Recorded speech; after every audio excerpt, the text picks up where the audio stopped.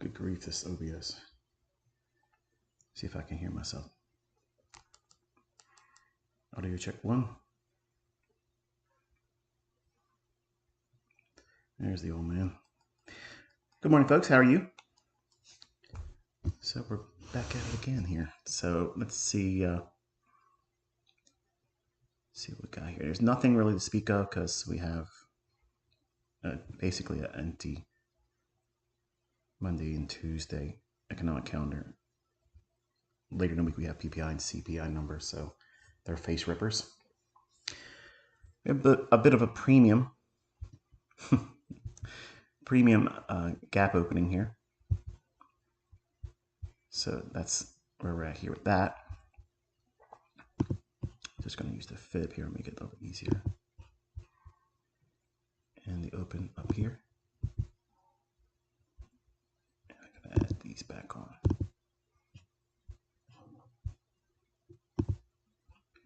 All right, so mid gap is way down here. These two levels here, I did a little bit of needling on social media last night. So we have the weekly inversion fair value gap in here. I'm allowing it to try to reach for that. See if it can get up in there and tap into that and see if they'll let it run a little bit lower after that into the gap.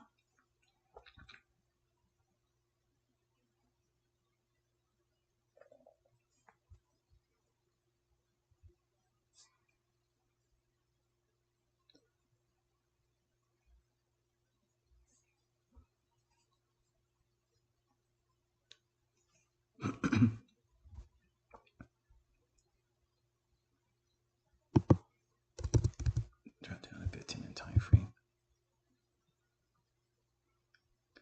Notice that the bottom of that weekly inversion fair value gap here also has that little tiny separation between that candle's low, this candle's high. So that is a SIBI. So you want to have that annotated on your chart. There, we're just hitting it now. I'd very much prefer it hitting the weekly inversion fair value gap before selling off. Otherwise, I'd have to let it have another chance to run there. Not chasing anything.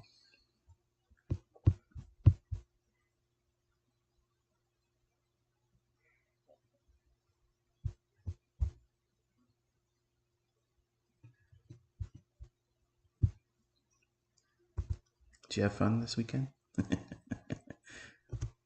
I did. All right, so here's a 1-minute chart. We have not had any first presentation fair value gap yet. There is one obviously on that 15-second chart. That's right here. So you want to annotate that. I'm going to keep it off my chart now because there's already a little too much stuff on the chart for my liking. This is all stuff from me needling Twitter last night.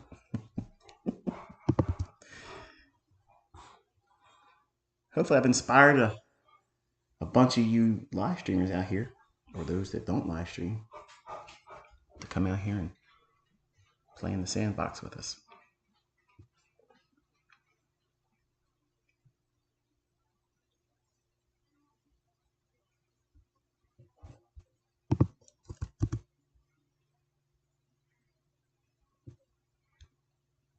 Okay, small one right in here. Small little fair value gap.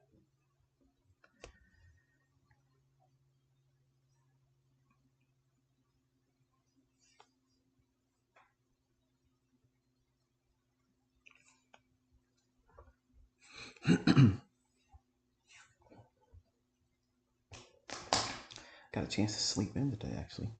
Trying to get some rest for tonight's London live stream. So I promised the Forex gang that we would look at some London stuff. I'll look at futures too during the London session. It's not just Forex, but I promised I would bring in some of that insight into this mentorship. We're only going to go till 10:30 this morning. I have to take care of something at the bank. Some fraudulent activity. Check your bank statements, folks. If you see somebody going in and giving you like 36 cents or 17 cents and then taking it back out, that's them testing to see if money can come in and out. Because somebody just took $7,000 of money that they don't have ownership of. That's okay.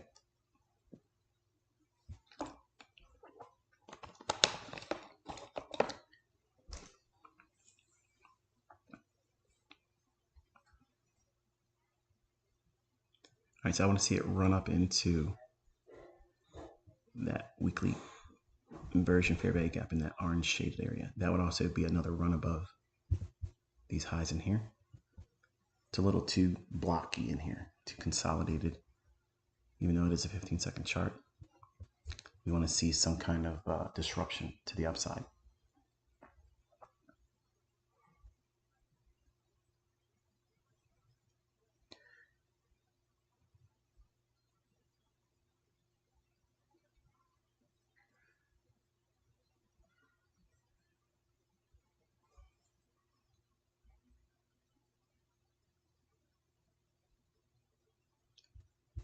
That's actually not on the right price. It should be there. So a little lackluster so far this morning. Nothing terribly exciting for the opening range. Opening range is between 9:30 and 10 o'clock Eastern time. And the opening range gap is previous day settlement. That's the close here to the open. The very first print at 9:30.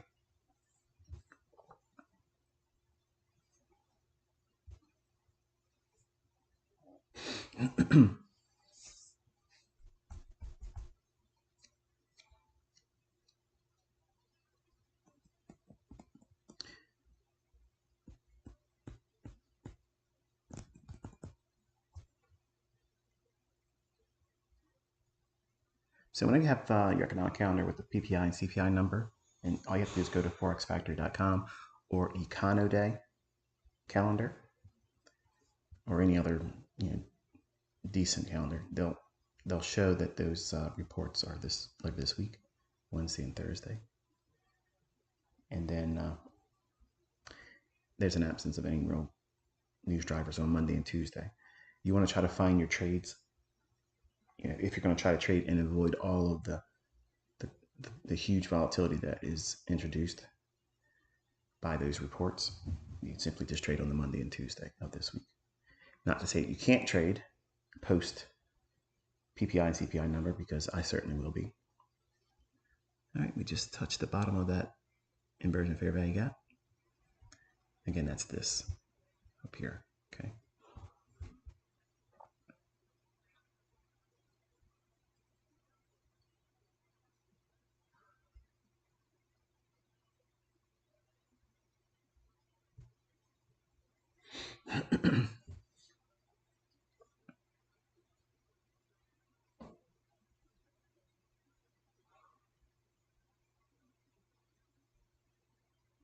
Nice little reaction so far. It's probably random.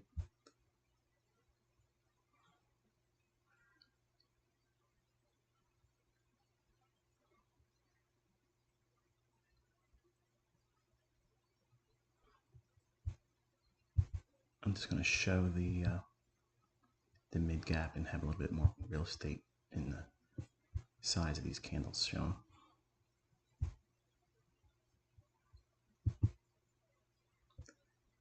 Again, mid gap is here for the opening range gap.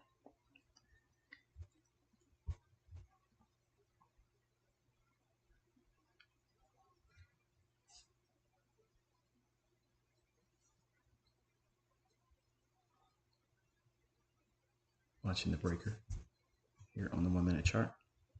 We have the short-term high, higher high, this down close candle. I'm watching how we behave and print around that.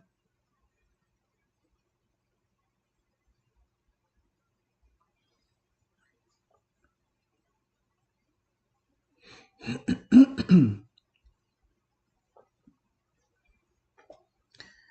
going to apologize in advance because we're entering the time of year where I have fall allergies, and it's unfortunate. I can't do anything about it because I'm not going to take medicines, but the clearing of my throat unfortunately might be a little bit distracting for some of you. It would get on my nerves. I know if I was listening to someone else sound like that. Just don't leave the comments because I'll just broom you. I won't ever say your comment ever again. You get to say it one time. You can say anything you want one time.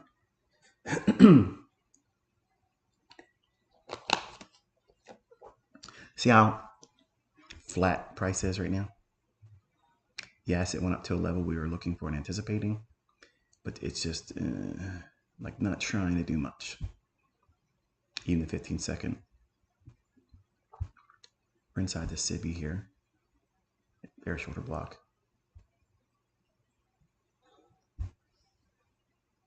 Not enough energy to the downside to get me interested yet. Meaning, you like that? What do you mean by that? This short-term low here, the wicks came down and we had 2 of them. So it's not something that has me all that terribly excited.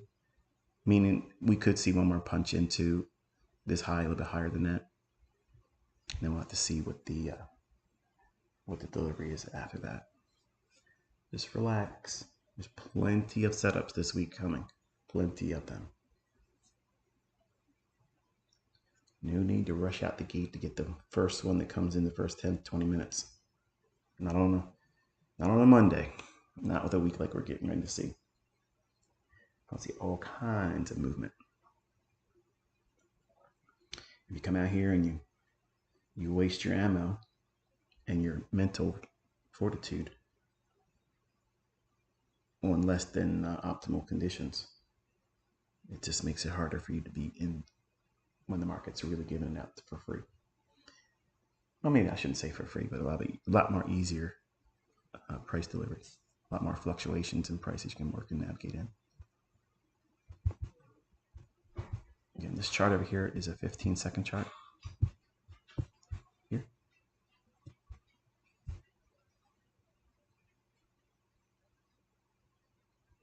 And a 1-minute chart on the right. Got a lot of comments from the annotation markups I'm teaching my son to do. And of course, I have a few other ones that are saying things like, this is tedious, it's not necessary. Well, I mean, if you're already profitable and you know what you're doing, then by all means do what you got to do. But for people that don't know how to reprice action, I would venture to say the ones that say that they don't journal, they probably aren't as precise or consistent as they like to pretend they are on social media. But the way you get better at it and learn how to see the things that I teach and execute on, you see my executions, those intricate details that I'm showing in my markups for Caleb's channel. We have this week and next week, and then he'll have enough for him to have conversation with me in the videos. He has to learn some things first, otherwise it's going to be a lot of grunts. Like, you see that, son? Mm-hmm. Which isn't all that engaging.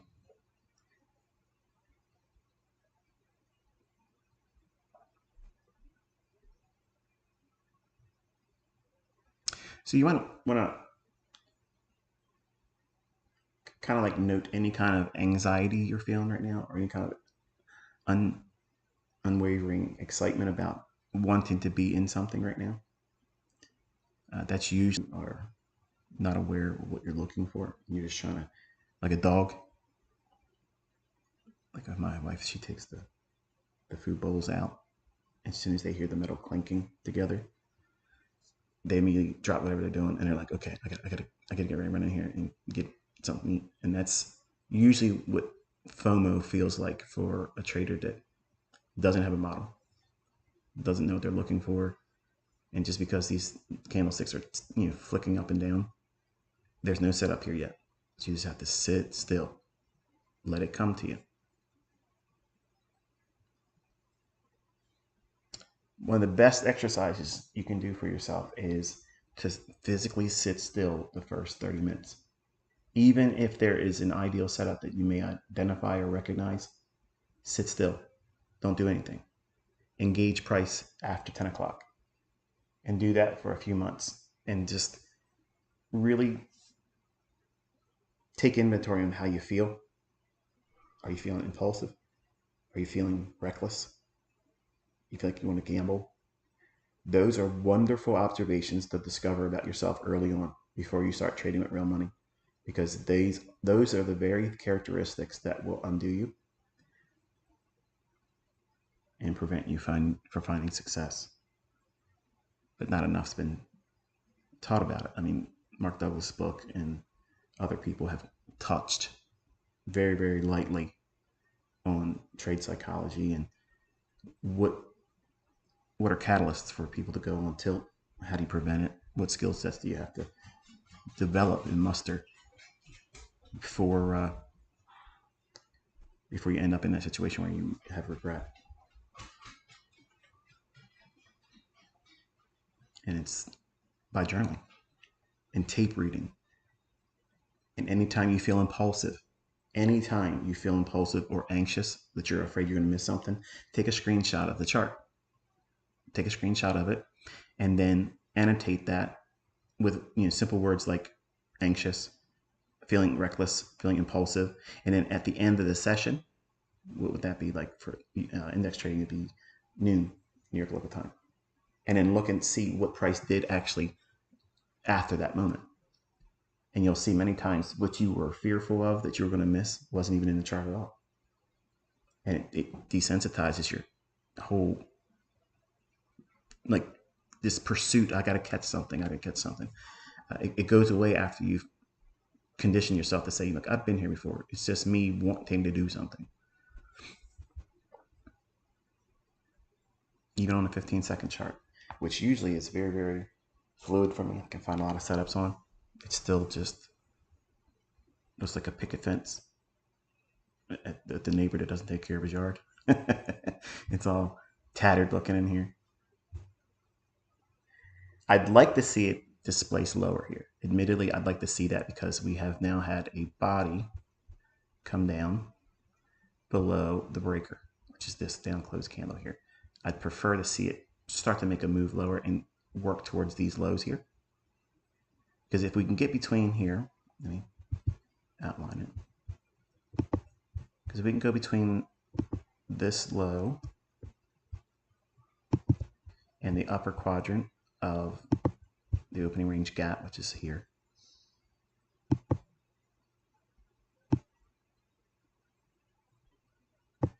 I'd like to see some kind of move lower here, and then either on the 1 minute chart or the 15-second chart create a fair value gap to watch price trade up into, and then try to make a run into mid gap.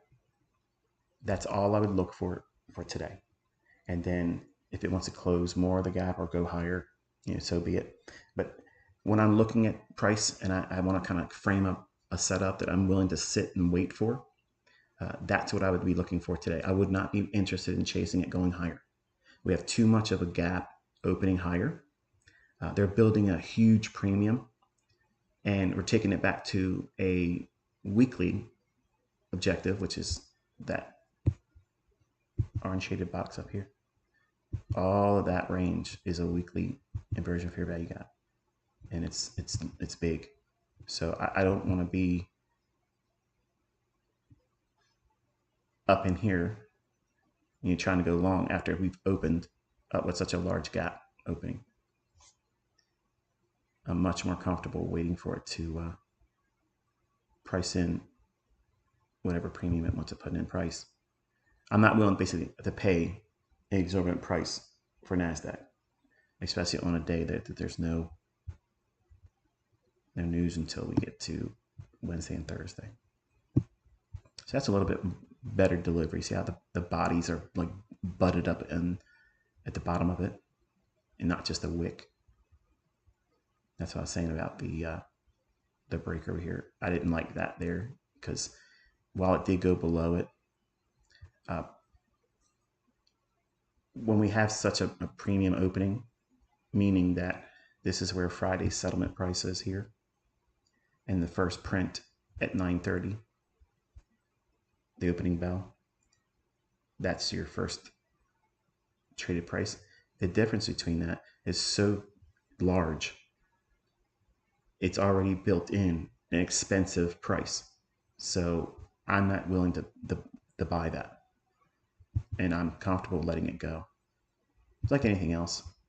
You know, if it's not your price, you're not going to pay for it. If you know you can get it cheaper, if you just wait a little while, that's what trading should be like. Why pay more for something you can get cheaper later on with less risk, with better visibility? Right now, you're trading inside of just one event of where we opened up. So now think about what I was talking about earlier about the breaker. Because we had these two wicks down here, it didn't show any kind of displacement lower. It just reached down just a little bit below it. And because of that, I was telling you, we're probably going to see one more drive above this into that weekly inversion fair value gap. And then we had this delivery here, and this is a 1 minute chart up here. So it was nice to see it deliver that body. Now leaving these kind of wicks inside of the inversion fair value gap, and if it runs below, that's a little bit more, a lot more meaningful. Meaning that this candlestick here, treat that same down close candle as I was looking at that initially here. I wanted to see how we behaved when price traded to its low. Now this is a point of interest for me at that candle's low, because we have what? We have the high here, this swing low, and we ran up into that weekly inversion fair value gap. We butted up against the bottom of it with that candlestick's body. Indecisive candle, body saying no, I'm not really interested. Open, wick into it here, and we're showing initial signs that it may want to drop. There's a gap in here. I'd like to see it get below that and show signatures of inversion on that, and how we drive under here. And it may not. I'm just saying that that's what I'm observing. I get a lot of questions. What am I looking for? What am I waiting for? How do I frame a setup? What determines the setup? Most of which is how we open. If I'm trading the morning session, how we open in relationship to the previous day's settlement price, which is 4:15 Eastern time, PM. And then the afternoon, I'm not so much concerned about the same things that the morning session provides me. There's other things, like I'm looking at how we trade in the afternoon lunch. I'm not so much concerned about the same things. I just turned my headphones on. Sorry about that. You got that feedback on. But I look for things to frame price runs that make sense. So since we gapped up here and have a large gap below us from Friday's close at 4:15, any movement below here sets the stage for a potential trade to half of the gap. So the rules I live by is 70% of the time, that half gap price level gets traded to and repriced to in the first 30 minutes of trading. 70% of the time is not 100% of the time. So because we have the economic calendar as we have this week, where Monday and Tuesdays kind of like blank, it doesn't have a whole lot of reason to do anything yet, except for build in a big premium for PPI and CPI number to run against this. So in my mind, that's how I'm interpreting this, in case you're probably wondering what that is. Like, what do I think is going to happen this week? I think all of this is just, them going against last week's big drop and going up into a logical level, which is that weekly inversion fair value gap. That's that orange shaded area. I'm watching this 15-second gap right here. It's also a breaker. So we have high, low, higher, high inside the inversion fair value gap.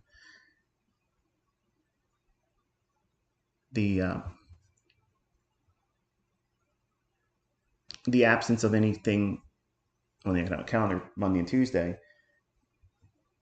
forces me and or forces a price action trader to demand that price be clean versus I can engage with a little bit sloppier price action if there has been something released at like 8:30 or if it releases at 10 o'clock, some kind of economic news driver, some kind of report or something.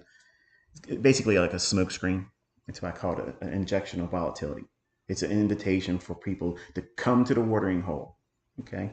So we don't have that today and we don't have that tomorrow. So the best thing you can do as a trader, and put this in your journal as well, and you'll probably save yourself a whole lot of heartache and drawdown and probably blown accounts. But the absence of anything on the economic calendar, that means that you must absolutely see clean price action.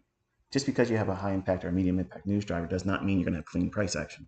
You can have really wild back and forth price action. And if that's the case, then you don't trade that either. So it's a lot of knowing when not to do something, because just because you walk in the kitchen and something smells good and you think that it's safe to touch that handle on that pot, you don't really know. And like a child, I've had this happen to me, and my children have done this too. They reach up and they touch something and they get burned, but they don't ever do that ever again. But you don't get that luxury sometimes in trading. Sometimes you can blow the account and you may not be able to trade again until you fix what was required to restore all that. So demanding clarity in what you're looking for the setups, and just letting it go. Just let it go, which is what an adult perspective would be. I want to grab that pot and turn it around here so I can and take a look and see what's inside this pot. An adult would say, where's that pot holder at? Let me grab that because I ain't trying to get burned here. And then I can find out what I want to see. What are they doing? They're deferring their interest being satisfied with protection. Well, in trading price action, when there's really nothing going on yet that is all that exciting, these are the things I do. I wait and I demand price. Give me what I would rather see. And that's unfortunately a skill set that wasn't there in the beginning for me. Like I was impulsive, reckless, and fearing I was going to miss everything.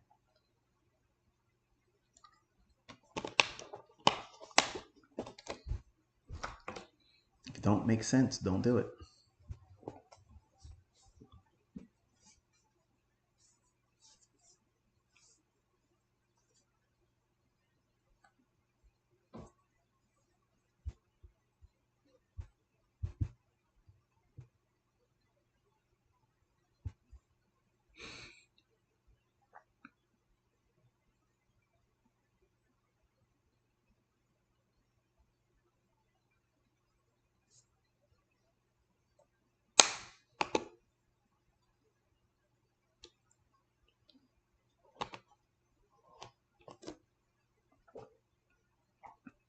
Daniel's hearing the snap of the water bottle thinking, bro, I mailed you a Yeti and you're still drinking out of the water bottle. I was short on time, okay? I had to hurry up and get things set up.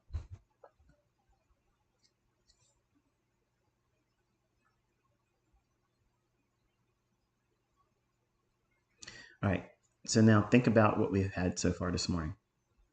Large range gap opening. That's this price here from previous day's opening. I'm sorry, previous day's settlement down here on Friday. We had a short-term high formed here, a short-term high formed here, short-term high formed here, and once more up here. Whenever price is doing that, it's usually indicative of them engineering liquidity. Even though the moves aren't as pronounced as I'd prefer them to be, that could be very much what we're seeing here, where by creating these little tiny short-term highs, everybody wants to fill the gap. I mean, that's trading 101. If you know anything about trading the opening session, over the very few minutes of trading the gaps, they have a magnetic effect on price action. But not all the time. Not all the time. They can stay open for days. It could leave that gap entirely open for days. Just because there's a gap doesn't mean it's 100% probability that it's going to fill it. But what I like to see is if it's doing things like this where it creates highs and they keep taking those highs, but it's not really running aggressively and showing big amounts of price runs. It's just going enough to take out the previous highs, going just enough to take out the previous highs. So to me, when I see that stuff, I think that, okay, someone is taking the other side of that high being taken out. And when I see those types of things forming in price action, I start telling myself, if this is what I think it is, then it should start to show speed after taking the most recent swing high, which is this one here. We're a little bit deeper inside of that weekly inversion fair value gap. So I'm waiting to see, do I get that strong drop down? Because I don't want to sell into these highs here. Like I don't personally want to do that, because they could just keep building this and building this and building this. And I don't think we're going to be here later in the week. Like I think we could be lower. So the absence of any kind of economic data Monday and Tuesday, and then you have that big storm of volatility that's going to come with this PPI and CPI number, where like you can't safely trade them in advance because they're wild. Like they're immediate repricing and they're aggressive, and they can hurt you very, very, very bad. If you're offside on something like that, you're getting crushed, and there's no helping, there's no saving you. It's just you're done for. So it's better for that report to come out and then give it a few minutes, 15, 20 minutes, and then see what's left for liquidity or inefficiency. Here, I think what they're doing is they're just retracing it against what we saw on Friday. I don't think we're going to see the entire range of Friday overtaken. There's a large pool of liquidity. Let's go into a daily chart.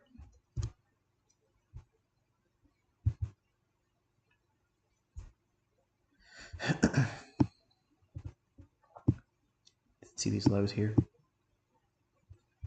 It's an election year. I think we're going to see a lot of volatility around the end of second half of October, and then obviously going into the rest of the year. But I don't see us going back over top of Friday's range. There's no reason to do that.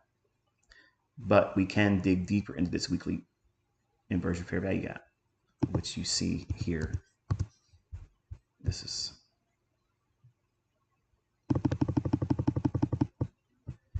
it's a separation between this candlestick low and this candlestick high. So it's this inside of this after dropping a lot on Friday. It's reasonable to anticipate a retracement on Monday morning like that. It's reasonable to anticipate there's going to be a large range gap opening higher, a premium gap opening. That's normal. That's a normal expectation for someone that's been studying and is familiar with price action.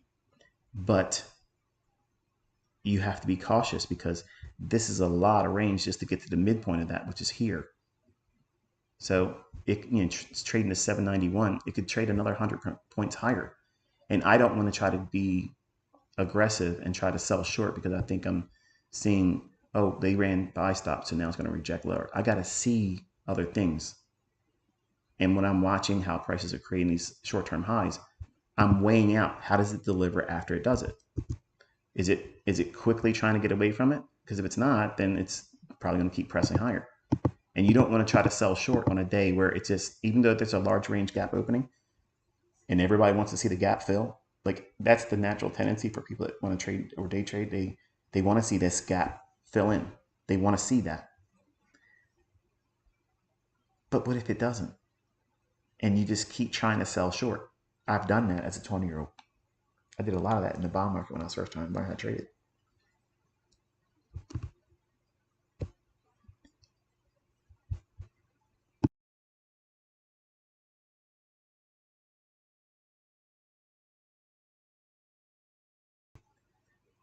Caught that mute button just in time. Had to sneeze. Sorry about that.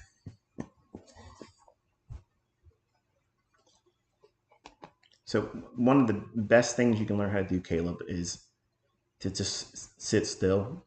Learn to just be very, very still. Don't try to rush to do something.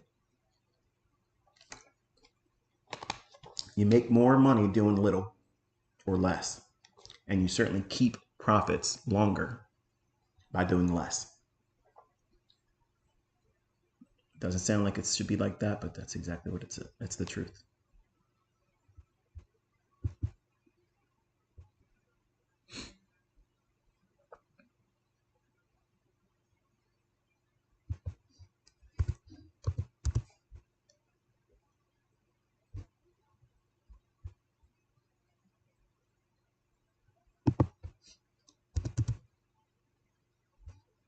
Okay, I like what we're seeing here. See how we had this high take out that one, and this high here failed. We broke lower below here, and then we're seeing the bodies even on the 15-second chart respect the lower portion of that inversion fair value gap. So that takes my attention back into the 1-minute chart.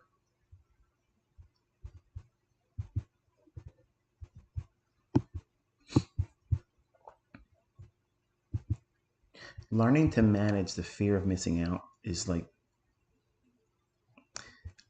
it's hard, folks. Like, it is hard. There's really no way around it that makes it easier or faster. You just got to sit out here and watch price action. And even if you can't watch it live, you pay for it. Like, I use Camtasia by TechSmith. I've used them since 2012 when I first started making videos. I think it's an easy program to use, and if you want to record price action, I mean, obviously while I'm live streaming, you can look at what I'm showing you here, but eventually you're going to want to do this on your own and have a log of your own charts. I'm watching the wick here, the midpoint of that. I'm watching if there's any sensitivity around that. The recording of the key timeframes that you want to watch, having that information when you come home from work, or if you can't be awake, like when I'm doing the live streams, but you want to still learn how to do this, there's nothing better than watching the actual candlesticks paint and create the full range. Like, every fluctuation of every single price tick, you need to see that. You cannot, and I mean this wholeheartedly, I know some of you just love that market replay. That market replay is like a mirror, meaning that when you look in the mirror and you look at yourself, you think you see what everyone else sees. We don't see that. We see the, and then when you see a reflection of your reflection in a mirror, that means the actual perspective that everyone around you sees. It's a little shocking. All of a sudden you discover your nose is a little bit crooked. One ear looks a little bit lower or higher than the other. It's like, what is going on here? But that's how everyone always saw you. But you see yourself in the mirror as, the reflections image. Well, market replay is the same thing. You're looking at price with only 2 fluctuations. Watch and see when you look at TradingView's market replay. It shows you 1 tick and then boom, it's settlement. 1 tick and boom, it's settlement. So it's too wooden, it's too stilted. It's not going to give you the same experience, which is necessary, because if you train yourself to look at these very, very static candlestick formations that are seen by watching it go through market replay, it gives you a false sense of security, and you don't have the ability to see when the candles are going up and down, up and down. And every time it looks like it's finished, it ain't going to make a bigger portion of the candle, and then it does. So you don't have that effect in market replay. So the best thing you can do is record your charts with live price feed. It's a little bit of an investment, and I know some people are saying, well, I can't afford that. Then you can't trade. I mean, I don't know how else to say it, but that's just the way it is. Then you can't trade, because if you can't afford to get the resources and tools, don't hate me or anyone else that tells you that you're not going to be equipped to do it. I would want to be told that. Look, you're going to have to avail yourself certain resources before you do it. If you can't, then why are you trying to risk money? And what kind of money are we talking about? Because if you can't pay for the resources, what are you scraping by just to get the funded account challenges paid for and just hoping on a wing and a prayer that you're going to be profitable? You're already starting the game off wrong. Like, you're building it up to something that's going to have to be an Olympic feat, and then you're wondering why you're struggling. And it's why you're rushing and you're feeling FOMO. I have to do something because I need this to work. I can't afford to trade. That's really what you're saying. So if you can't afford to trade, then you can't afford success. That's what you're saying. You don't want to either do something to afford the resources and the time invested in learning how to do it correctly versus someone that is willing to do that. That's what makes this hard, especially as an educator, as a mentor, because students want to hear you're going to be successful and don't take no for an answer. Sometimes it's going to be no for a lot of you, and it's going to be outside my capability to assist you or yours for the time being. It doesn't mean it's forever, but some people in other countries just don't have the resources to do it. And I don't always have an answer for them. And they're always seeking somebody else that's going to promise them that, and then they end up finding that it's not happening for them. That's unfortunately the realities of this stuff.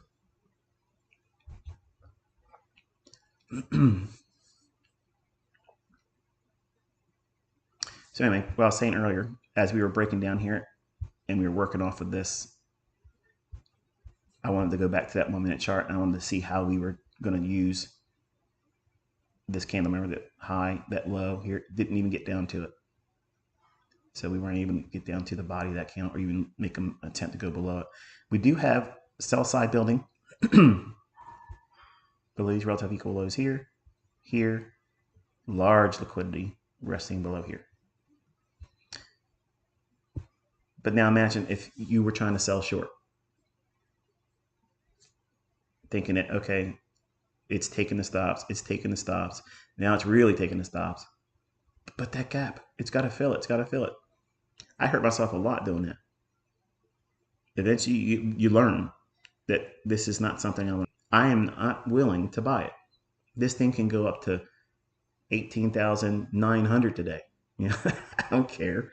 I don't care. I'm not willing to pay that price, because if I pay that price, am I going to be comfortable holding that position? I'm not going to be comfortable holding that position, because it goes against the very principle that I trade on. I have to buy discount. This is an expensive premium price in an environment that is being manipulated because we have two big impactful news drivers, the PPI and the CPI number.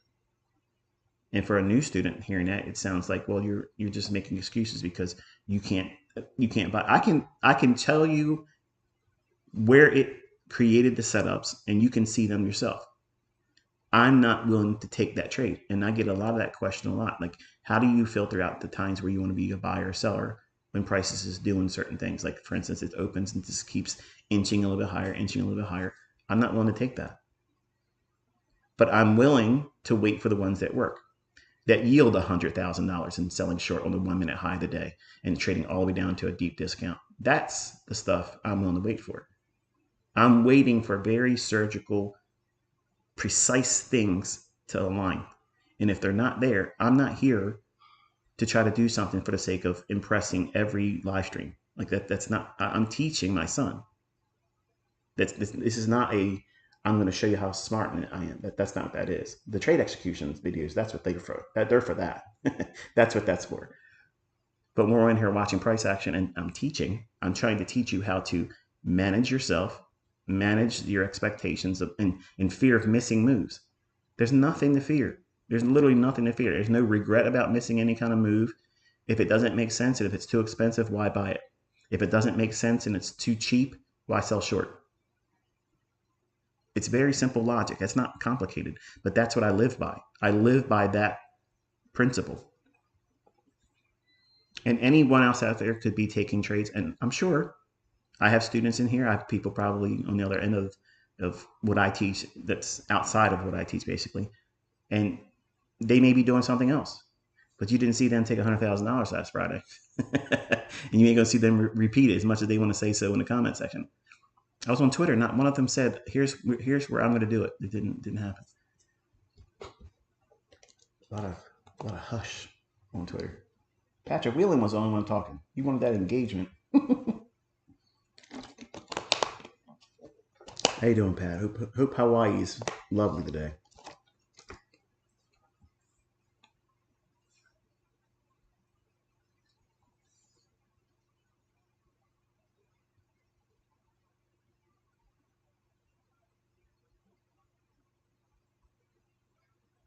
Is there a time at which I would say, I'm not interested, I'm not taking any trades,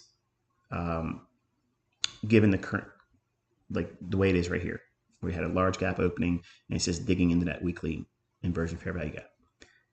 At 11 o'clock, 11:15, I would usually pull the plug if I don't see something that makes sense where it starts to break down. Because my interest is this.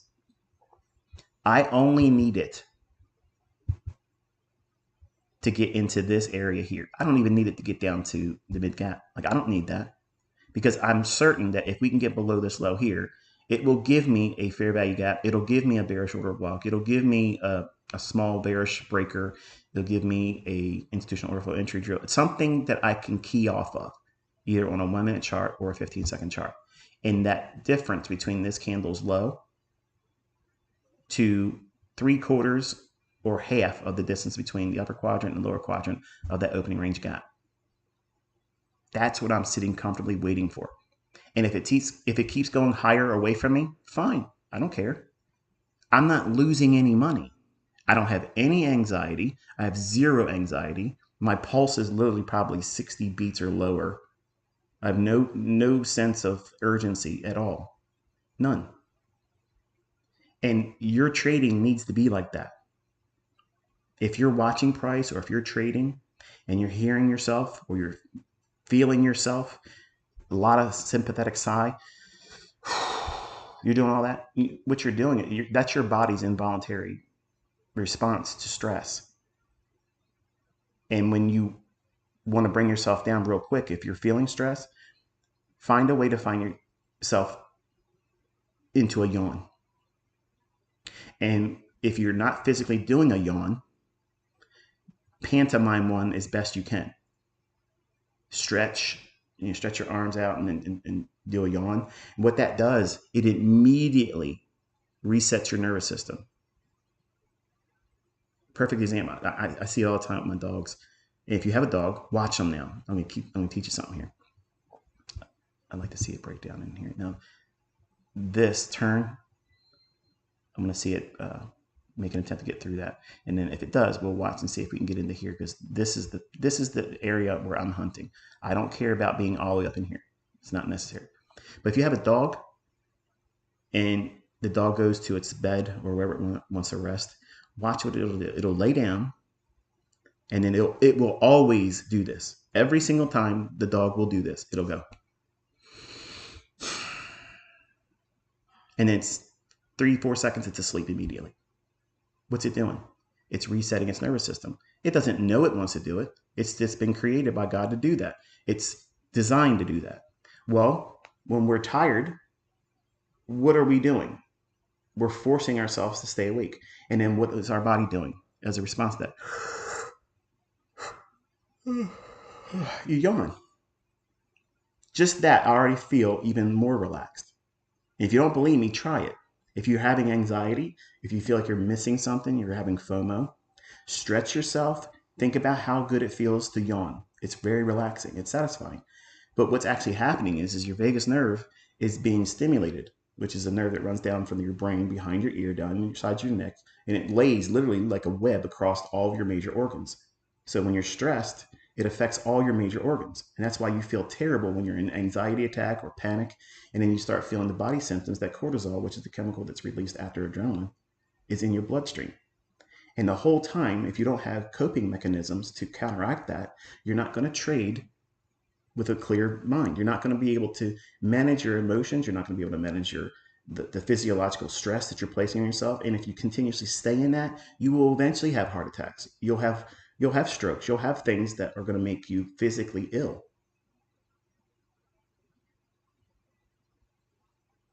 So you have to relax. Take a deep breath. And then when you think your lungs are completely full, try to suck in a little bit more air. So it's like,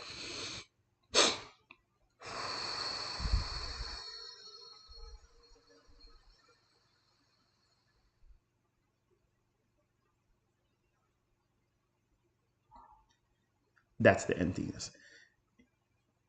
At least twice the amount of time that you breathe in slowly, your exhale has to be twice as long. And it's hard to do it in the beginning. If you're having a panic attack, it's really hard to do. But that will immediately reset your nervous system and cancel out your anxiety attack. When I was having bouts with high blood pressure, that was a physiological response to having a vertigo attack. I only had one attack of it, but I was thinking, am I stroking out? Because my dad's had strokes. His father died of a stroke. Heart disease in my family. And diabetes is in my family. My blood sugar is fine. My blood work is perfect. My heart rate is like an athlete. My blood pressure, when I was contemplating, I was going through something that was leading to that.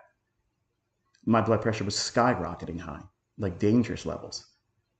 But then I remembered that, okay, if I go to the emergency room and they do all the checks and balances on me and everything is as it should be, CAT scans, EKGs, like everything, they did all the work. And literally the nurse says, I've never seen anybody with blood work that's perfect. And you're 52? I said, I will be 52. But that's what I needed to hear. And I didn't know what I was having was a vertigo attack. And I expected that to happen again, is what that was. So I was living in anxiety, expecting that next vertigo attack that never came. But I've learned how to now manage it should I have another episode of it. My mom had one of them when she was younger and never had another one. But it happened after me doing my inversion table. I did multiple sessions of going inverted. And I think I probably released one of those calcium deposits from your inner ear that everybody has. And that's what caused it. So I haven't inverted myself since then. And hopefully, because I won't plan on doing it anytime in the future, I'm watching the breaker here. The high, the low, and the high.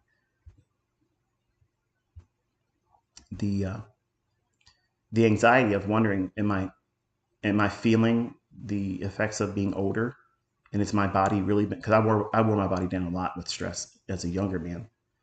And that stuff has a residual effect that comes and pays dividends later on. So I'm teaching this to you now because you may not be thinking that it's something you need to worry about, but you do. And by being able to reset instantly, God's given us the ability to immediately reset our nervous system. And once I started applying all that again, my blood pressure would be 176, 180 over 120. And then 5-minute breathing of slow inhales.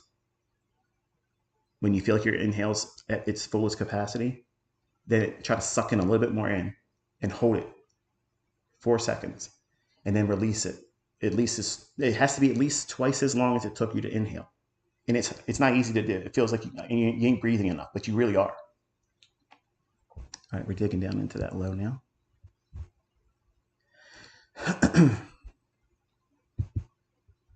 And if you take your time when your exhales, if your exhales are slower than your inhales, you're activating the side of your nervous system that allows you to relax. It's real easy for a human being to activate its fight or flight. Stress, someone comes up, you think they're going to punch you, or if you get hit, if you have an accident, something scary happens to you, immediately your pulse goes up, you get an adrenaline injection, and the Creator gave us that ability to be able to fight or flight, run away or fight. Your senses are heightened because of the adrenaline. You're ready to use more strength and reserves in your muscles than you do usually call for. So it's so easy to get in that state. And if you live in that state as a trader that is constantly just trying to chase something because you don't put the work in, trying to make a model, try to discipline yourself, you will condition yourself to always go into that fight or flight feeling, that sensation of I'm in an emergency when you're not. You're tricking yourself, telling yourself you're always in an emergency, and you wonder why you're always stressed out. But that goes away instantaneously once you understand how to control your breath, and your breath controls your pulse, and your pulse controls adrenaline and then cortisol. If cortisol releases in your body, you got about 20 to 30 minutes before that stuff burns off. You'll have fidgetiness, you'll have nervousness and shakes. Maybe you'll feel like you're sick to your stomach and you just don't know what to do and you feel like you're going to pass out. All these symptoms are a response to cortisol being in your body. But anxiousness starts with the adrenaline. And the way you avoid having that ever occur in your trading is having a model, knowing what are you looking for? What are you waiting for? If you don't know what you're waiting for, you're waiting for a jump scare. Remember the big trend that used to be on YouTube, all these jump scare videos? My kids love them. And I told them, I said, you love it right now, but when you get into the real world and you're expecting the things that happen in this world to be smooth and you have flat tires, a breakup in a relationship, a health scare, You won't appreciate those things, man. It's a carnival ride right now. But in trading, you don't want a carnival ride. You want it to be boring, absolutely boring. I'm watching the 15-second fair value gap here. I'd like to see it stay heavy and all that.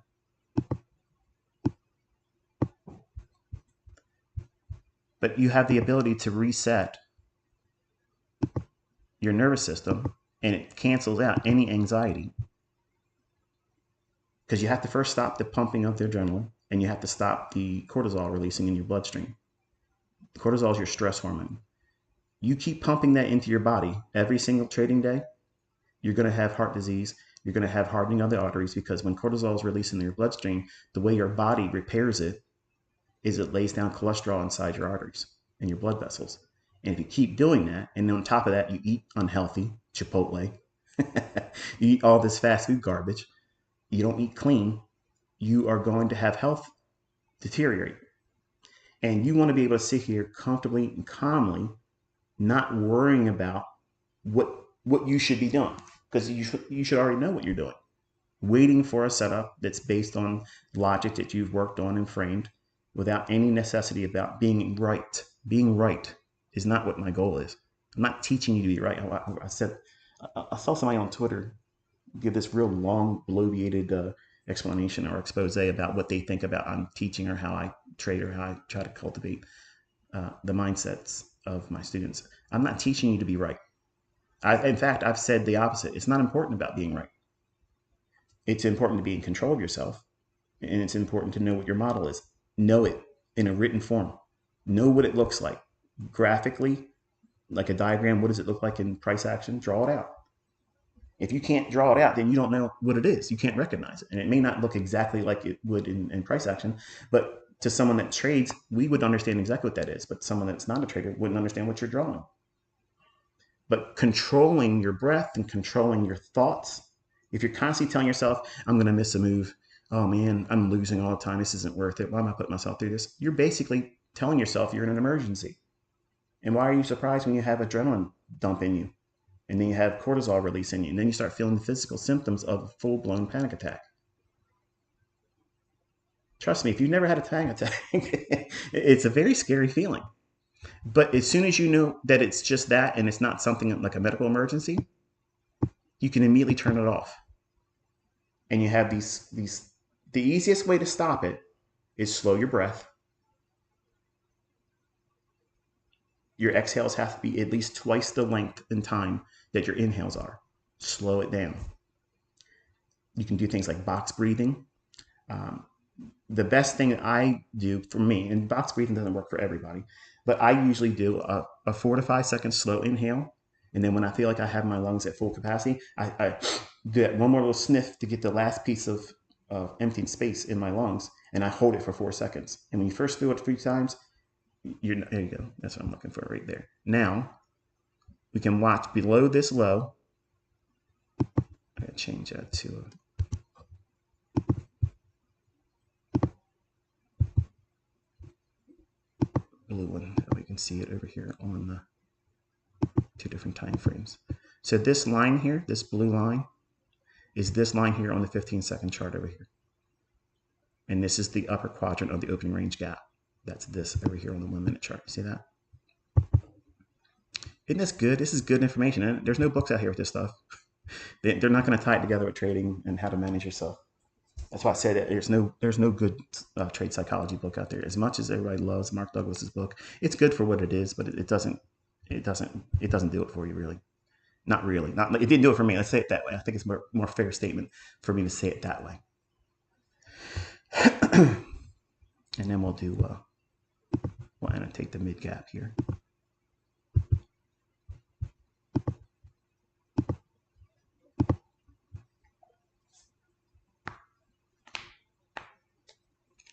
But stress and anxiety, you can turn that off immediately. Boom, just like that. And it starts by controlling your breath and your thoughts.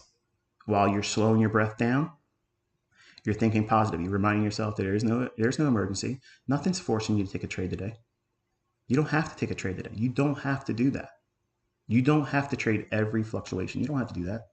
But you're telling yourself you do when you don't. So I would very like to see if it can touch that 604.75 level, or get in, not, it doesn't have to touch it, but if you notice that same 604.75 level has a little gap in there on the 15-second chart, I'd like to see it bump this candlestick's high right here on that one, just to hit that and then see if we can roll over from that. That'd be neat to study. The effects of doing things that you don't fully understand how to do is a scary thing. And then we add to it that the embarrassment of not being right or losing money if you're wrong, the peer pressure of other people saying you're not good enough, you're not the right sex to be trading, only guys can do it good. All those things can compound in your mind, and it can create and foster this self-defeated mindset. And it's real easy to talk yourself out of a good thing and into a scary situation that really isn't scary, but you convince yourself that it is. And that heaviness of fear and anxiety comes over top of you. And nobody, as good as I am, I can't function if I lose my train of thought. If I get stressed out, perfect example, 9/11. I was stuck in a huge position in the S&P.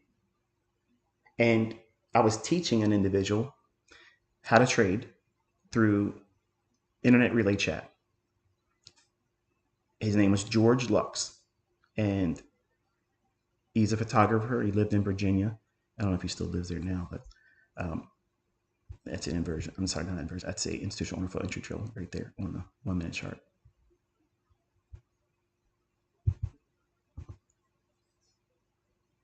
I came back from taking my son Cody to school, and when I came in, the TV had the airplane. First airplane had hit it. I thought it was like a movie, and I wasn't upset by that because I thought I was just watching a commercial. And then when I watched the second plane hit, that was my first real panic attack. I was like, where are my kids? Where's my wife? Like I wanted everybody home immediately. And I couldn't get out of the market because they didn't open the market up that day. And I was stressed about that. And it was just a terrible feeling. I've had smaller incidents, or I bet a lot of money and it didn't perform like I wanted it to, or it moved, like I would try to trade ahead of the CPI numbers and the PPI numbers and FOMCs and the non-farm payroll. And I would do very large bets, not fearful of it at all. But then as soon as it would be repriced against me, that's gone. The money's gone. And I'm dealing with that anxiety, that panic. And I would sit there and try to wrestle through it. And instead of saying, okay, it's happened, I'm not dead, it's just money, and I did it wrong. So there is no emergency. It's just like anything else. You go to a doctor and you get a shot, not the shot that everybody's probably regretting now, but the point is you get an injection of something, some kind of medicine that you need. It only hurts for a second. But my wife, she has terrible anxiety around IVs and whatnot, and I have no anxiety over that stuff.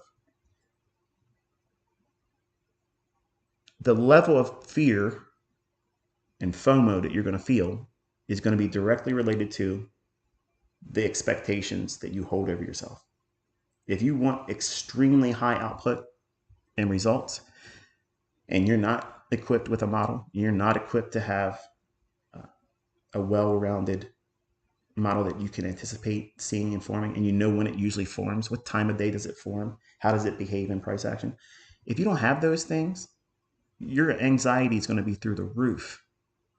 And if you're good at hiding it and you're on social media, that's terrible too, because you're lying to yourself. The people online, they not feel what you're feeling, but you're feeling it. So institutional info entry here on the 1 minute chart.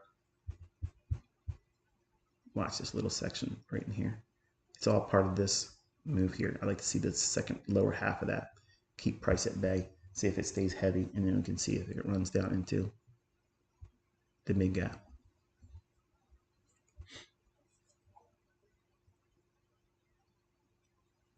But if you want me to do a video, I can do a very short video on how to manage anxiety and stress while in trades or in trading.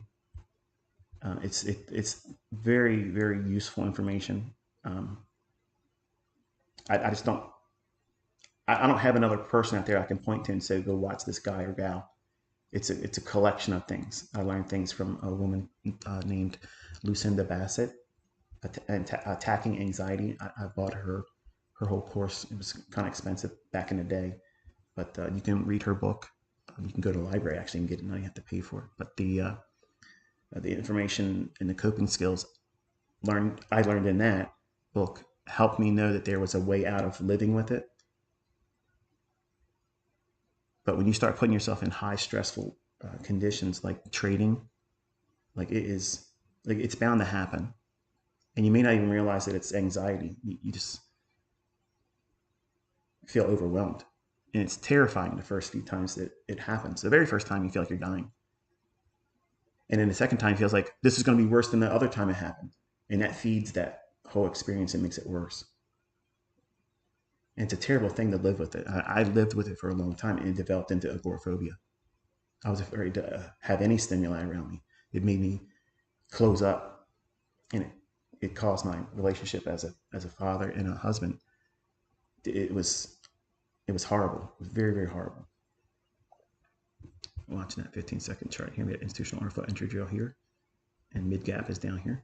And again, that's this level. It's half of the gap that set up this move from Friday's settlement price and the opening up here. See how we're using that upper quadrant level there? So you had a fair value gap here, closed in, half the gap, worked it here, went lower. You hear any kind of anxiety in me describing it? Any sense of dependency, like I have to be right? No. It's the same old stuff all the time, every single day.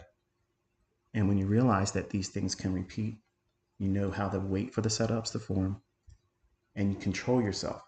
You don't try to predict the euphoric moment of when it gets to your target. You just let it do what it's going to do. Because until the trade closes in your favor, you're not profitable. You're not technically quote unquote right.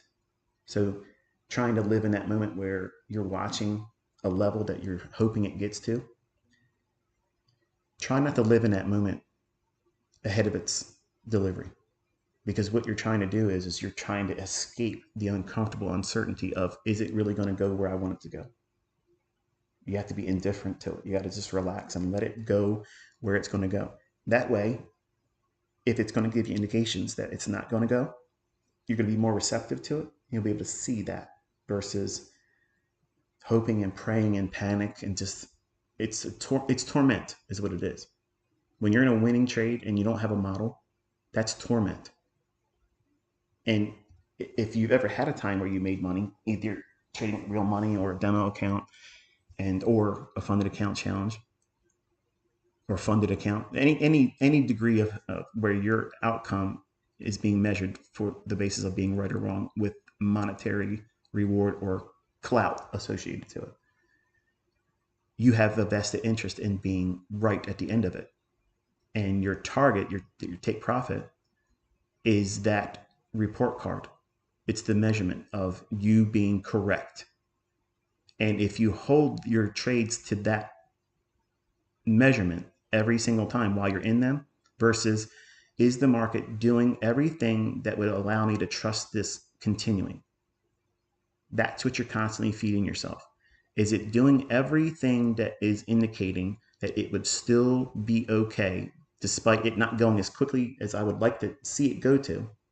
Because that's a part of development that's very, very hard to articulate as a teacher, is letting the trade pan out and not wrestling with it, not trying to force, I just wish it would just let me get my target because I can get away from this. I'm worn out, because you don't know how to manage yourself. You're discovering that you aren't equipped to be trading with the outcome being so impactful. It takes money from you if you're wrong. But you don't know what it feels like to be on a trade where you're actually winning, because you don't know why the trade's winning. And you're afraid to get it out of it. And you're afraid that if you get out at your take profit, what if it goes more? Or what if it goes against me right now and I could close it when I'm up $3,000 or whatever the amount would be? So when you have these things going through your mind, they're all distractions. That's exactly what a neophyte is experiencing. A neophyte is always worried about the things that they shouldn't be worried about, instead of focusing on the things that they should be, which is watching price. Is it behaving?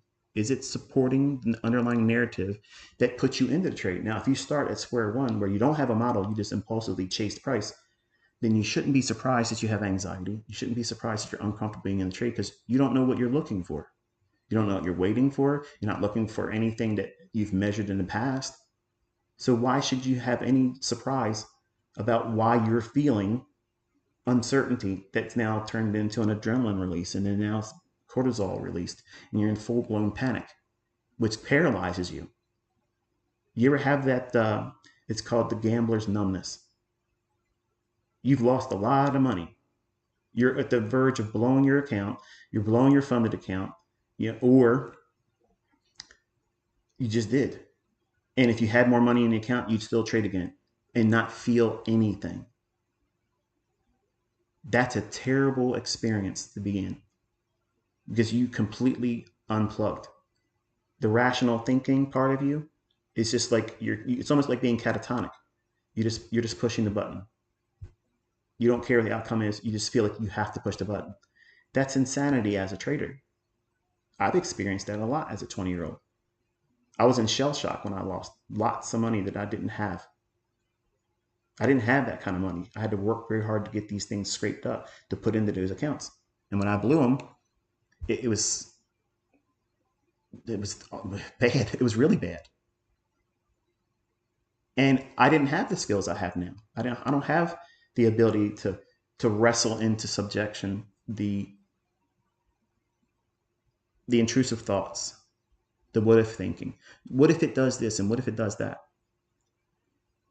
If you don't have your model defined and you don't know what makes that trade setup viable, why should it form where you expect it to go in and take a trade? Why should it even be doing any of that stuff? If you don't have experience collecting that information, that data, by watching old price moves that have already completed, getting a large collection of that, Caleb. And that's what we're doing when we do these end of the day observations. I'm annotating the chart with what I see and what I've watched with real-time price action. These are things that I was measuring and looking at as price was delivering. Because that's how I read price, I want you as my son to learn how to do it that way. Now you're going to have your own little things in all the things that I'm annotating, and your eyes are going to jump to something that says, that's the setup that I feel I can see it easy. Like I can see it forming. I can see it developing all the time, and it has these same characteristics that repeat over and over and over again. When you have that, that's an epiphany. That's an aha moment. I see something I've never saw there before, and it's exciting. And whatever that is for any of you listening, that's where you first start. You start there. We're inside that little inefficiency here. I like to see it inversion. I like to see it create a institutional order flow entry, which is a partial fill of that and then dump down into the mid gap. It's very liberating when you have, number one, control over yourself, and that is going to be acquired by you having a model that you've seen in old moves that repeats over and over and over again. Now, it may not form every single day for you. You may not be able to find it every single day. But if it happens 3 times, 4 times a week, that's a wonderful model. But if you work in these lower time frames, which is kind of like what I'm forcing Caleb's perspective today with, is that there's lots of opportunities and you need not chase price. You need not chase the expensive premium pricing that they are throwing to the public. They're literally just throwing slop out there into the open mouths of just retail traders that just simply say, it's probably going to keep going up, bro. Like, I got to buy it. I'm not trying to do that. I don't want to do that. It doesn't make any sense for me to pay extra money for something I can get cheaper. And I only have that understanding is because I've been doing this for a very long time. I've collected lots of charts. I've annotated charts, and I did lots of back testing. I did lots of forward walk testing and tape reading without pushing any buttons. And then I did demoing paper trading for a long, long time, which was back in the day where I would just simply write down, I got in hypothetically at this price on a piece of graph paper. And then where the highest high and the lowest was, I would do what my drawdown would be, and then what my profit target would be, how long it took me to do that. And I conditioned myself that way. You have all these resources of doing demo trading. I didn't have that when I first came up. Everything was antiquated and archaic, and everything was written down and scribbled in. And you have the dynamic privileges, really, that people like myself, where we would hand draw our charts. Like that was our only alternative. Like until they came up with things like, super charts and meta stock and things like that. Everybody did it one way, which was they made their own charts. They drew it out on graph paper, or they subscribed to services like price charts or CRV chart. And they gave you a chart book that had some of the data, but then you're responsible to do the rest all by yourself every single day. And there you go, there's your half gap. So is it happening in the first 30 minutes? No, but it did trade down to mid gap. Did it give a fair value gap in institutional order flow entry drill, some kind of premium? I'm sorry, some kind of premium array to get short between this low and that upper quadrant to get down to here? Yes, institutional order flow entry drill there, delivered. You're never going to be short of supply of setups once you know what you're doing, folks. There's no reason, zero reason for you to have any anxiety about missing moves, feeling anxious about chasing price. When it was doing all these things up here, everything was just a story time. Just sit back and let it tell you what it's doing. Relax. Let it really prove that it wants to take a run below the initial lows formed here. Now think about that. How can I explain what I just did here in a book? I can't. That's why I'm teaching a lot of lessons like this that cannot be articulated in a book. There's no way that I could just give you what I just gave you here in a book and you get it. You can't. You have to watch the candlesticks paint. You got to see what it's doing on a 15-second chart. Remember, I told you I was watching this up in here. There's inefficiency, and halfway part of that right there, that's this. And we want to see it roll over and get heavy. Go back. It's in a live stream, folks. I was not trying to be long today. And it's boring to me. And that's not a brag. That's the facts. It's boring to me. I can sit out here every single day and call every major move, every single one of them. But not every single one of those moves are a trade that I want to put money on. I don't want to trade just for the sake of trading. That's maturity. That's a mindset that you should aspire to have. That means you have control of yourself. You have a measure of self-control that's alien to 99% of every trader, even those that have been trading profit for a long time. Because if you're a successful trader, say you can take down pretty big paydays, the likelihood of you being a junkie and you're all hopped up on goofballs because you know you can take big money. You can take it. So you're like a big game hunter. You don't need to kill that animal. You don't need to go over there and take down an elephant to eat it. You're not starving. You just want to do it because you're hopped up on goofballs because you're willing to kill something like that because you're a psychopath. You want to do those types of things. In my opinion, you're a murderer and you're satisfying that desire to do those types of things. But you probably still wrestle with this impulsiveness of that you want to get a fix. You maybe have made like lots of money. Maybe you don't need to trade ever again like me. I don't never, ever need to take a trade again, ever. Money's not an issue for me. But I love doing this. I love it. It's my entire life. And now, because my son's interested in it, is like I'm really, like I'm keyed up. Like I'm ready to do it. Clearly, because I want my son to do well. But it's very hard to understand how to control yourself. Because in the beginning, you might look at me, you might look at other people, And whether they're taking trades live in front of you, calling signals that work, or they have broker statements, or they won competitions, whatever the catalyst may be that causes you to have faith in this individual, whatever that is, you don't have blind faith, and that's good. That's good. Skepticism is absolutely crucial. Have it with me and have it with everyone else. Because if you just blindly follow the logic that anybody spouts out their mouth, and you've never tested it, never back tested it, never looked and investigated the claims of what this information should or should not do, you're not really informed. And you're just basically blindly following either what everybody else says, well, this is what you should do because I've seen it. I've seen him do this. I've seen her do that. Did you ever see it? Did you ever sit through a full live stream where I've explained the logic, why it shouldn't do these things and why I'm not interested in this and what I'm waiting for, and then watch it pan out like today again? I do this every single time. But because you want a signal, because you're new, you just want to see, I want to see ICT take a trade. I want to see this. If there's nothing for me to take a trade on, I'm not taking a trade. Period. If there's something in the price action that I want to call attention to for the purposes of teaching my son, that's what I'm here primarily for. But everything that I just outlined to you happened in real time right in front of you, and you can't escape it.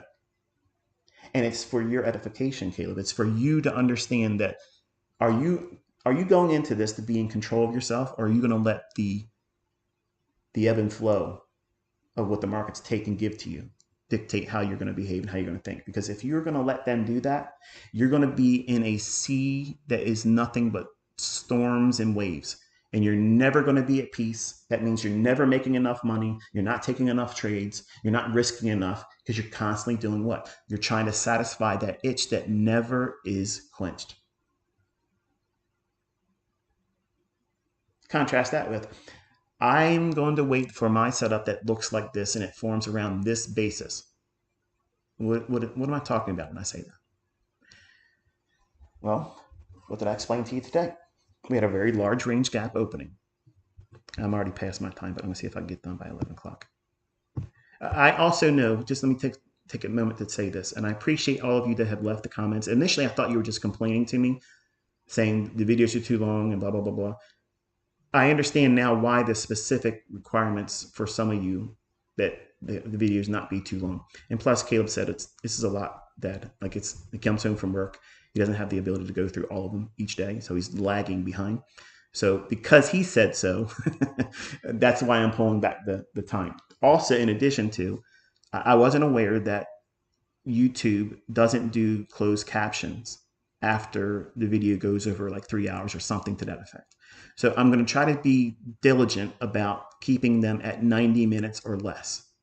And you're welcome for that. But I wasn't aware. Okay. If I would have known that the closed caption feature was being impeded because of the length of the video, I would have stopped the stream and started another one. It still would have been long, but I would have stopped it. So it's not that I'm trying to make it harder for all of you that are in other countries. I apologize. It was not something it's intended. But I'm aware of what it's doing and what it can't do, and it's a limitation that I'm going to have to operate in. So if we're limiting it to be done by 11 o'clock ICT, then it should answer that call. So, but today I described to you that we had that very large opening range gap here, which you have to see it with RTH, which is regular trading hours. I mean, I would have paid money for a session like today. Like, you have no idea the stuff I put myself through. It was ridiculous. But I didn't have any other choice. Like, there was nobody else out there that had this information, or if they did, they weren't teaching it, right? So, and I appreciate the folks that take the time to write a comment and say, you know, I don't have to be doing this, and I'm sharing it. I really appreciate that, because the entitlement level today is off the chain, and it's disgusting to see how, dude, you talk too much, get to the point. Like, you're getting something you never would have learned before. And I'm making millionaires with this information. They're using the same logic, and you're coming in the comment section complaining about how you want it better and faster and differently. Go somewhere else. But this is the opening range gap. And since we opened up here, I told you we were going to work inside that weekly inversion fair value gap. And you don't want to try to pick the highs, because there was a lot of range where it could have went up into mid part of that weekly inversion fair value gap, which is essentially around in here. So you got to let it prove to you that it's done enough and break down. So we were watching this low here. It did so. And I gave you the framework about how this gap below this low here, I wanted to see a premium array form between this low and this upper quadrant. Between this little area right in here, that's where my setup would form. My PD array would form in this area right here.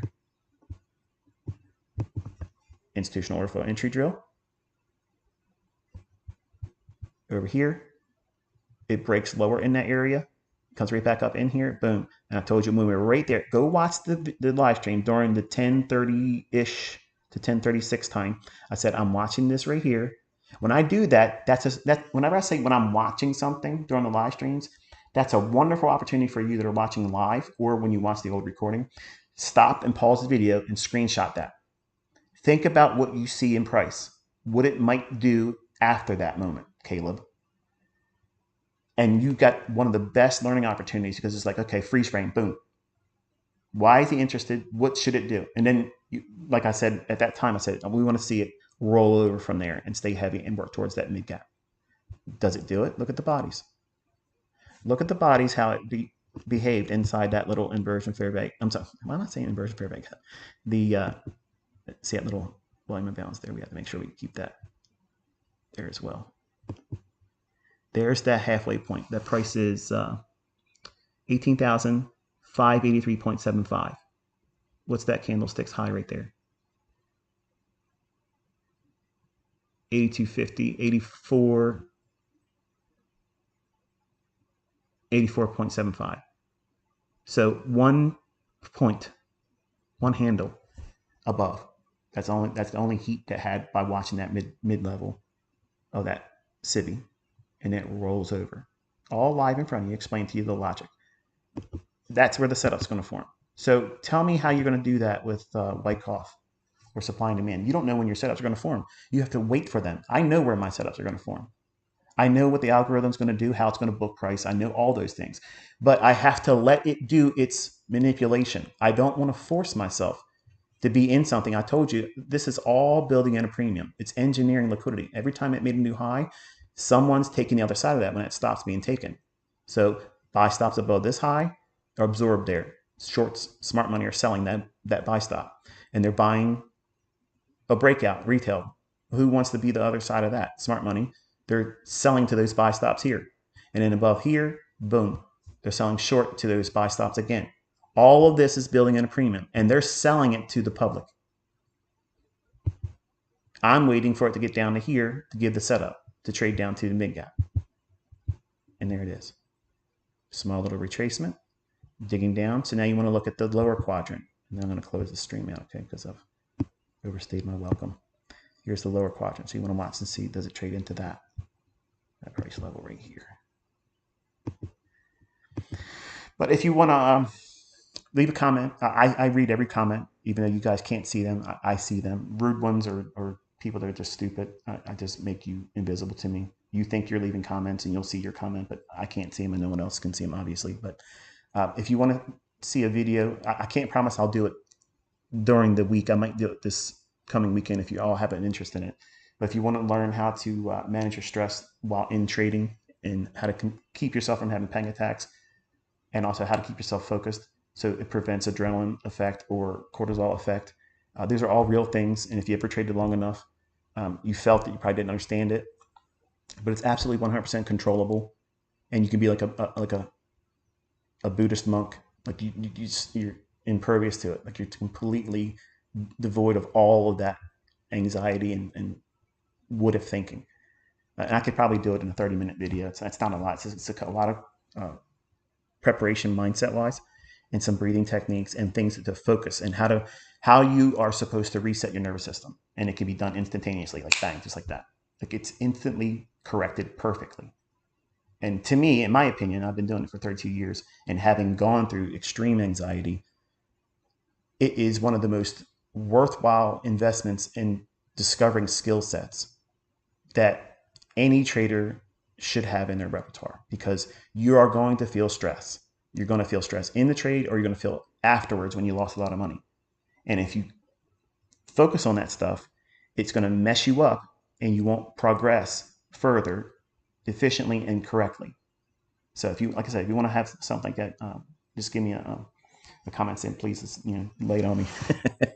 And I'll get to it probably either Sunday or Saturday. Maybe I'll do an audio, kind of like a Shotgun Saturday on the YouTube channel, because it's basically me just talking about those coping skills and how to overcome anxiety and trading and all that. The real psychology behind it. That's really what it is. I flirted with the idea of having 5 books, 3 technical, one's a fiction about a trader that may have heard, and then the 5th one was going to be. I flirted with the idea. I'm not sure. We'll see how the books are received by all of you. But the 5th one would be like a trade psychology book, like the nuts and bolts. Here's what matters most, and there it is. But I enjoyed the time with us together over the charts. Hopefully you learned something today. It probably isn't going to be one of the barn burner type lectures or whatever, but I promise you, once you start trading with real money and you feel all the problems that I talked about here, FOMO, trying to chase price, losing money, then anxiety attacks and stress and all that stuff, you're going to appreciate this kind of video a whole lot more later on. In the beginning, when you haven't even done anything to be stressed out, you just want me to get to the point. The point is you don't know the point. That's the point. You don't even know what you're doing yet. And I'm trying to prepare your mind for that, Caleb. And until I talk to you next time, be safe.